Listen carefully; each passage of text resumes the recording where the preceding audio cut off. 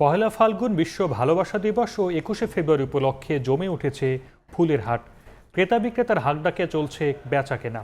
যশোরে গদখালি হাটে গত কয়েকদিনের তুলনায় কমেছে সব ধরনের ফুলের দাম। এই মুহূর্তে গদখালিতে আছেন রিপোর্টার জুয়েল মৃধা, যাচ্ছি তার কাছে। ফুল চাষিদের হাট ডাকে পুরো মুখরিত ফুলের রাজধানী গদখালির বাজার।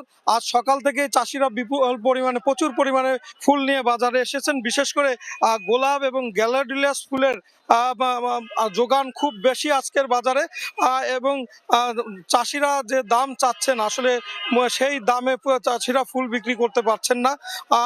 এবছর শীতের ভিতরে গত এক সপ্তাহ ধরে যে গরম পড়েছে, এই গরম পড়ার কারণে মূলত ক্ষেতের ফুল দ্রুত ফুটে গিয়েছে এবং এই ফুটে যাওয়ার ফলে প্রচুর পরিমাণে ফুল বাজারে চলে এসেছে। চাষিরা আরও জানিয়েছে এবছর অতিবৃষ্টির কারণে সিজনের শুরুতে কিন্তু তারা ফুল চাষ করতে পারেনি।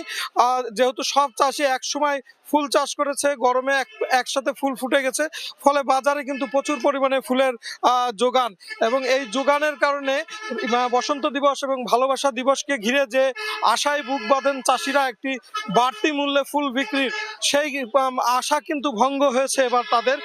গত কয়েকদিন ধরেই কিন্তু ফুলের বাজার অনেকটা নমনীয় ছিল।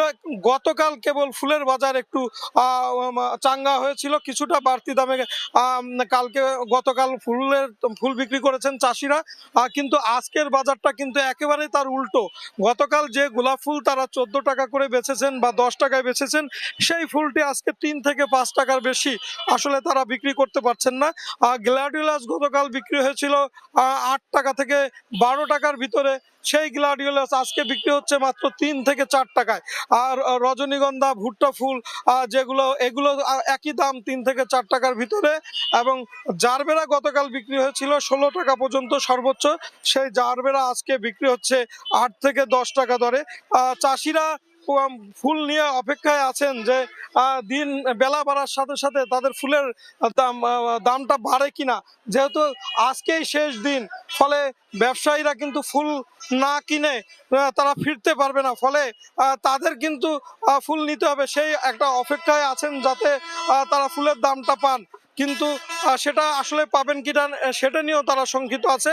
তারা মনে করছে যে এবছর তাদের খরচ উঠানো দুষ্কর হয়ে যাবে। এই ছিল যশোর থেকে আমার কাছে সর্বশেষ। সরাসরি যুক্ত ছিলাম যশোরে।